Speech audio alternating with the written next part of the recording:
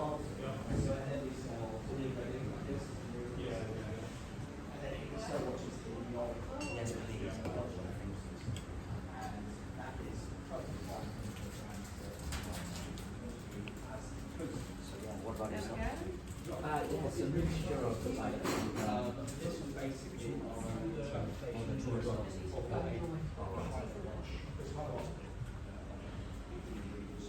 easily readable. It's 43mm case and that does lend itself towards bigger watches. One of the big things that people say about Bremont is the size of product, depth. People say they're heavy, but it is all. It's all about when you're making pilot watches. Right, guys, welcome. Hi, Bremont. When you're making pilot watches, they're about just as well. I got my hair cut last week. Did that especially for you guys. It was our Christmas party on Friday as well, so it wasn't just. When you're making pilot's watches, they need to be big, they need to be readable at speed. And that is going to lend itself to a certain style and be kind of almost exclusively masculine in terms of the product you're making because it's as big as it is. Bremont, we do make ladies' watches, and the whole cabinet of them downstairs, but really, until relatively well, even now, 90% of our watches are being sold to men, and then 10% are sold to women. And we are trying to develop some products that are a little bit more unisex in terms of that styling. But the Lady K watches in the cabinet downstairs, they're probably from the wing one of our biggest selling watches. They've been in the top 5 for the last 2 years. So it obviously does sell. So when you're making a pilot watch, or in 2007, you're entering a very, very crowded marketplace of brands. You've got us, you've got IWC and Breitling, and Longines all making kind of aviation style watches. All pilot watches basically look the same. They're all designed to do the same job. How do you be different? How do you offer difference in terms of the actual product? Any ideas? Opportunity for durability, develop that idea. Nostalgia? I mean, there's an awful lot. I mean, certainly with the historical limited editions. I mean, the durability with the NB1s. Oh yes, yeah. So you've got the narrative and the behind the development of the product itself, but more specifically talk about like how it looks. Nostalgia is a big part of the historical editions. EP 120, Concorde, White Flyer. Nostalgia only gets you so far. Nostalgia sells to a customer of a certain age. If I may, if you're trying to sell watches to younger people, I mean, you guys, or me, or maybe even you guys, forgive me. Maybe you're not old enough to be nostalgic about the age of classic flights. Yeah. I mean, Concorde and all those. Yeah, the Comet. Yeah, absolutely. When Bremont is selling watches in 2007, we are selling watches to collectors and watch enthusiasts and men about 40 years old and things like that, who remember a time, the classic age of flight when flying was actually luxurious and it was an event and it was like comfortable. Nowadays, I only know a time when flying in a plane is uncomfortable and is something you have to just endure in order to get onto your holiday. Right? But back in the 1960s and 70s, it was people dressed up to go to the airport. It was an experience. It was an experience, yeah. And nowadays, people dress down to go to the airport to be as comfortable as possible in trackies and jumpers and stuff like that. So there are people like my dad's age, for instance, who will remember an age of aviation when it was a certain way, but now we can go to Portugal for 50 quid and it's about getting as many people there as quickly as possible, as cheaply as possible, and making as much money as possible. That's why the A380. There's still aircraft enthusiasts.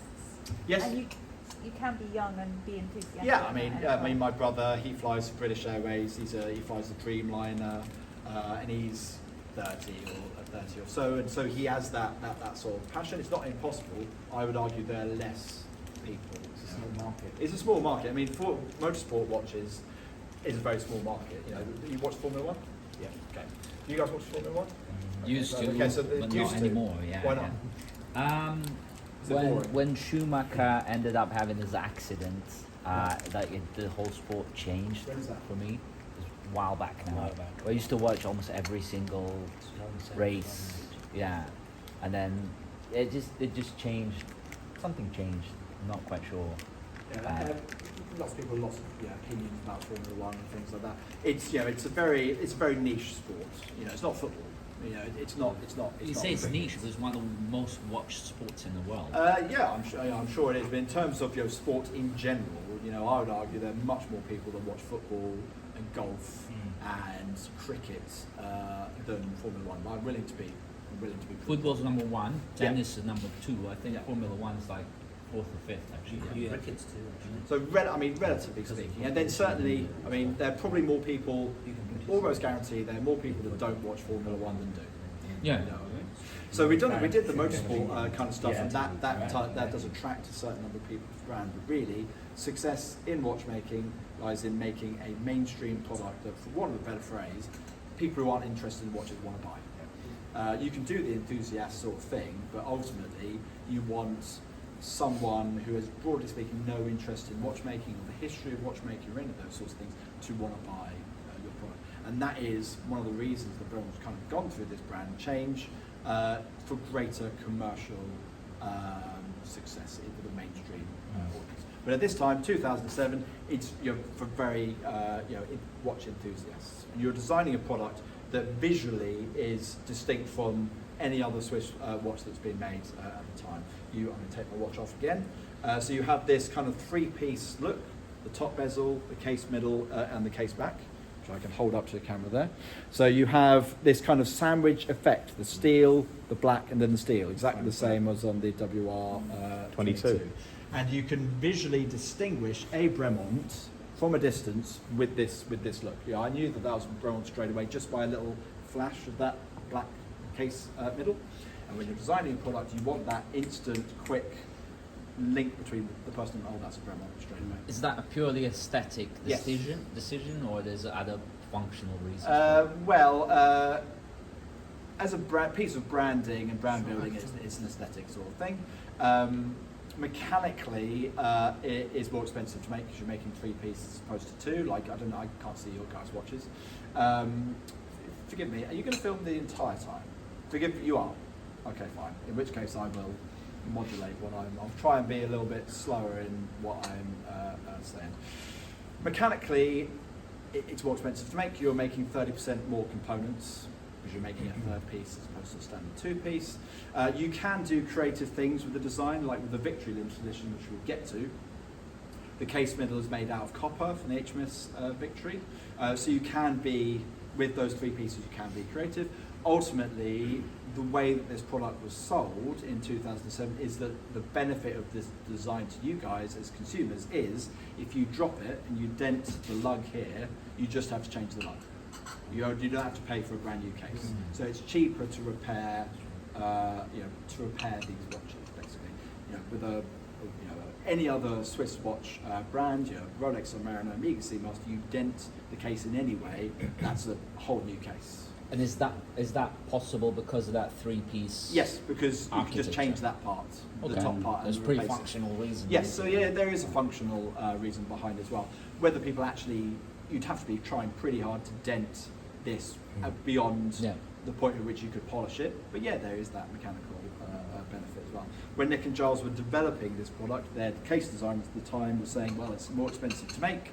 But as far as Bremont or Nick and Giles were concerned, it was, that was our point of difference among all of our competitors. And you could do different bits in gold and all those sorts of things as well. But really, so a Bremont just like that. And I built 4,000 Bremonts when I was in watch assembly, so obviously I am going to know from one product to the next. But now you guys are going to know as well. You'd be like, oh, that's Bremont straight away.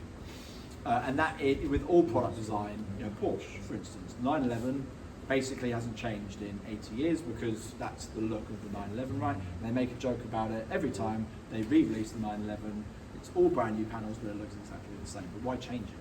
It's like the Beetle as well. The Beetle with that kind of humpback look. Nowadays, it's a little bit more sweepy, but it still kind of looks like a Beetle. So once you've got that look, you'll think very, very hard about fundamentally changing the kind of styling. And God knows Jaguar going through similar sort of thing. But the Jaguar, they haven't actually shown us a car that they're going to make yet. But it's all their kind of the branding and the image of the brand is moved so far away from kind of where the actual consumer base is for that kind of car. But it remains to be seen how it goes. So were they relying on heritage to sell cars with the Jaguar brand? Now they're going, well, actually, we need to do something different, like Bremont have done. Yes, and you know, Jaguar. I don't know. You know, Jaguar make £100,000 cars, something like that. You know, people who are buying 100,000, they're competing with a BMW M3. And do people who are thinking about buying a BMW M3 care about the classic Jaguar kind of image? Maybe they do, maybe they don't. But for whatever reason, Jaguar decided to go completely the other direction in terms of their look. And the car they make will be the best electronic car around. I did meet a guy from Jaguar the other week, and he did tell me the sort of range that they're expecting from one of their, it's all electric car, which I'm not going to repeat to you guys, but it is a large number relative to anything else. So maybe it'll be competitive just on that range. So you're developing Bremont's kind of brand aesthetic with the three-piece design. Scooching down here. Then you have the story and the testing behind the product. So the MB2, the family of watches released in 2010, they were, these watches were designed to be fired from ejector seats. And when you release this product in 2010 with that storytelling behind it, you're offering something to consumer base they never heard about before in terms of the development of the product. With there's a special version of the MB2 called an MB1, which you can only buy from if you can prove you've ejected from a Martin Baker ejector seats. So that's narrative and development of the product. In the real world, none of you guys are going to be using one of these watches in an ejector seat situation, probably, unless you're. We might have to eject my friend from an ejector seat so he can qualify for it. You've got to be in the RF or some sort of. Much bigger neck. Well, it's very bad, very bad for you. In the RAF, the last time there was an ejection was 3 years ago. On that aircraft carrier in the Mediterranean. How does one prove that they've ejected from an ejector seat? A selfie. Okay. Video or? There is when you eject from a tornado, you know those planes cost 150 million pounds. So there's lots of paperwork. You get a whole load of paperwork with it. The seat has a reference number. You get an ejection number that's monitored by Martin Baker. So you use all this information. Are you actually a fighter pilot? Is your friend joking? He's joking. You do meet people. He's got the potential though. Pardon? He's got the potential. Are you training? So you don't. He's still taking it. Well, you know, you're young, I suppose. So there's paperwork, basically, and then you buy a watch from Martin Baker, and then we double check with them that you're legit, and then we build the watch for you, and you pay your £3,000 or however much it is for an MB1. We've made about 750 in 14 years, so there aren't we don't make that many, but it's not really about making money with the MB1, it's the narrative and the story behind the product itself, essentially, that you are selling. And when I say that it's a watch that you can only buy from if you eject from Martin Baker, might be one of the only other things that you remember about this entire kind of tour, right? It's something you might take away remembering about the brand. You guys make the ejector seat watch, right? And we do other watches as well, but it's just one piece of like difference, I guess, that might make you buy into Bremont as opposed to, I don't know, a Longines or a Tudor or whatever, who can't, they can say whatever, they can say other things about their brands, but they can't say what we can. And in 2010, Bremont, a very, very young brand, you're looking for anything different that you can say about your product. And then you've got the military association with the MB1 and the ejector seat as well, and all this is coming together to build a kind of a brand. In the real world, it's the most robust watch we make. It's designed to be fired out ejector seats. If you fall off your motorbike, the watch is going to be fine. There was a guy on like a comment board or something on Hodinkee or something like that, and he wrote in the comment that he was wearing an MB2 when he came off his bike, and he said the watch is working fine. Is the vibration not causing any problem to the movement? I'll talk about what protects the movement from that kind of vibration downstairs, but basically the movement sits in a little rubber house that protects it from those vibrations. You still want to get the watch checked out. I mean, I'm not going to say it's working perfectly when you come off your motorbike. The hands on the handlebar is very close, and the whole thing is vibrating the whole time. Yes, yeah, and which is why when we developed these original prototypes, we gave them to Charlie Borman and Ewan McGregor when they did the long way down and the long way round, riding motorbikes as part of the testing of those prototypes. So we thought about that as well. We've got those motorbikes downstairs.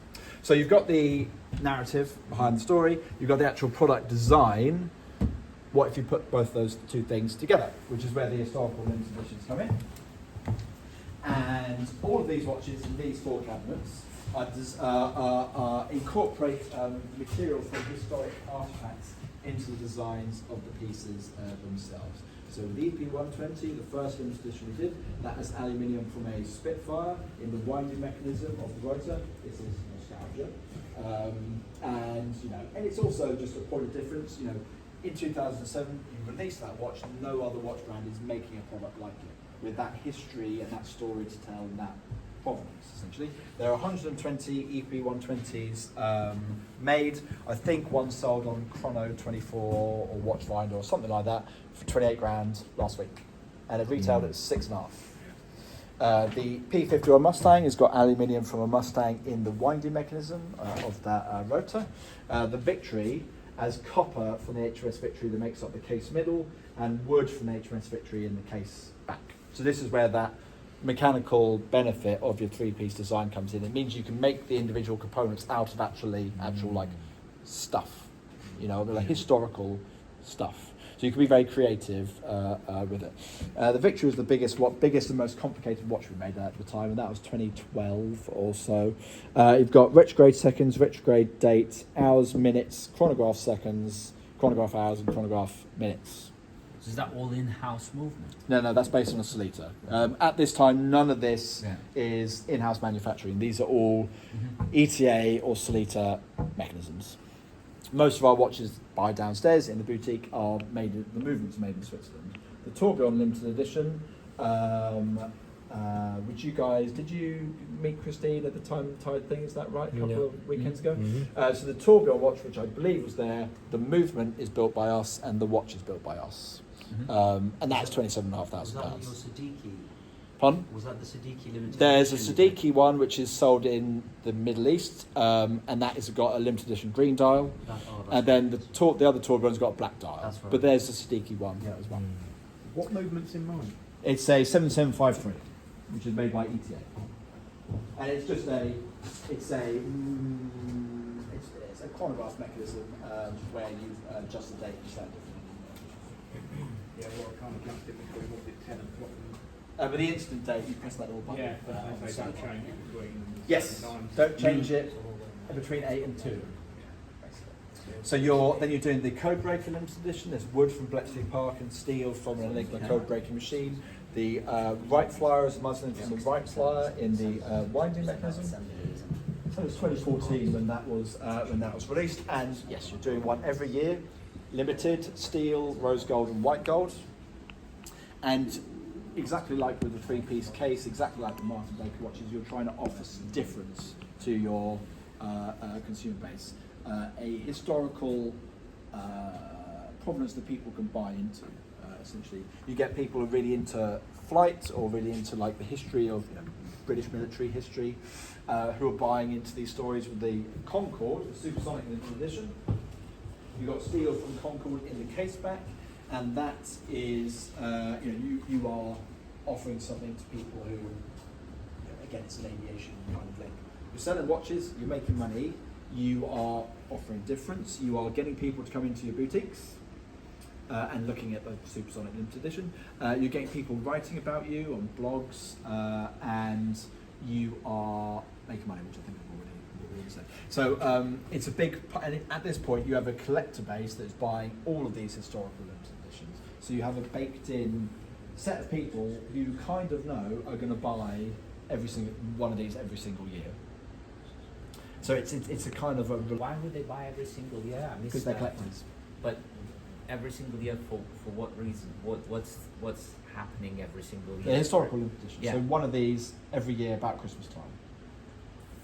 and they're celebrating Concorde in this Concorde case, in this one, the formation of the RAF the year before, the H4 Hercules the year after, and collectors buy every single one. And so it's like celebrate next year would be like celebrating 51 years of Concorde and so on. No, so that was to celebrate 60 years of Concorde, then the next year is a completely different thing. Am I explaining myself clearly? You think There's a different event A each year. Yeah, it's a different event, so it's a different product. Okay. Okay.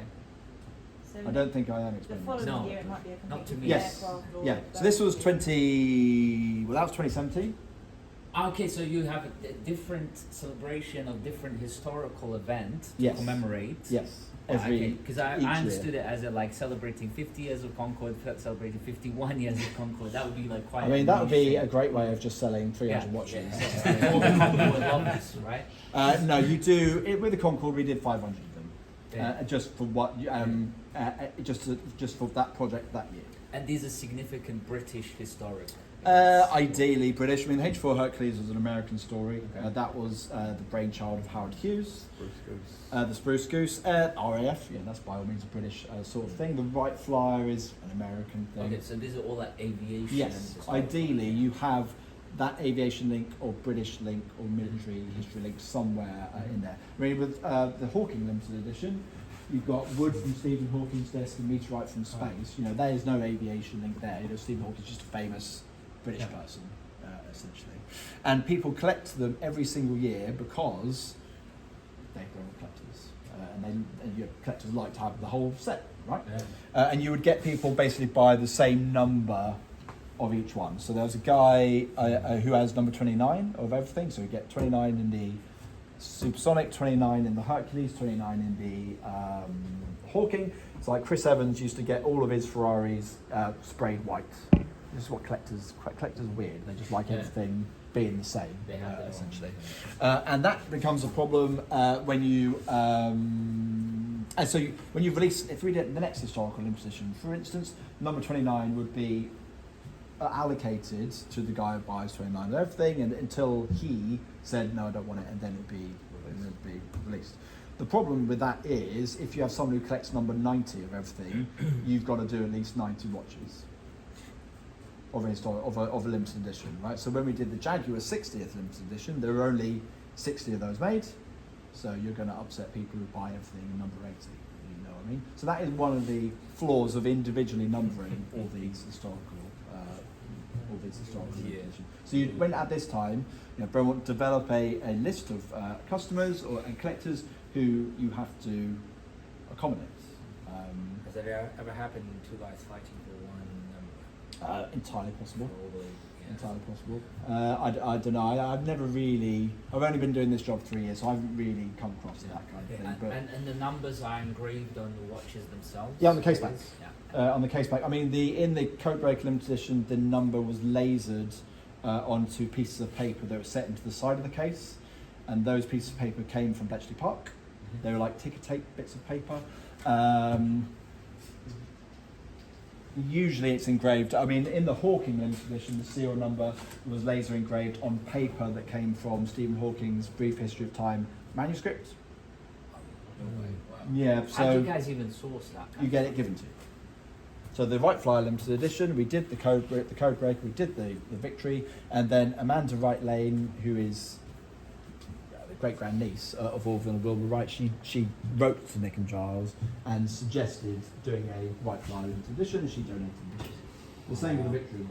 Captain of the HMS Victory donates the material to us.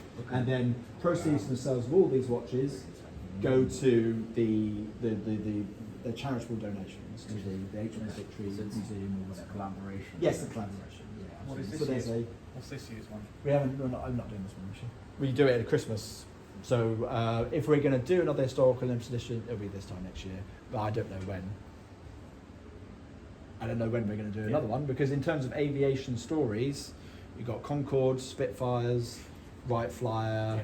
You know, what else is there to do in terms of the history of flight? You run out of stories. Well, potentially. I mean, there is loads of stuff you could do. You could do the Gloucester Meteor. You could do, and then other things like Harriers. Huh? You could do Harriers, yeah, indeed. History But of yeah, British aviation. it's British aviation. There's loads of stuff you could do. ultimately, you need to be fairly sure that 500 people are going to want to buy, 400 people or 500 people are going to want to buy into that story. Yeah. Because you want to sell them as quickly as possible. How did you figure that out? Big pardon? How do you figure that out? How do I figure Yeah, how do you figure out what's the level of interest for a particular limited run? I mean, Concord is, you Yeah, can pretty much... popular you can- ones. Yeah. For sure. To a certain extent, you can't. You know. There's always unpredictability. There's always going to be, but it's the same with any product. Any new product that you release, there's always going to be a certain amount of you don't know how this is, unless you're Sure. a big watch brand where you can release almost anything and People people buy it. will buy it.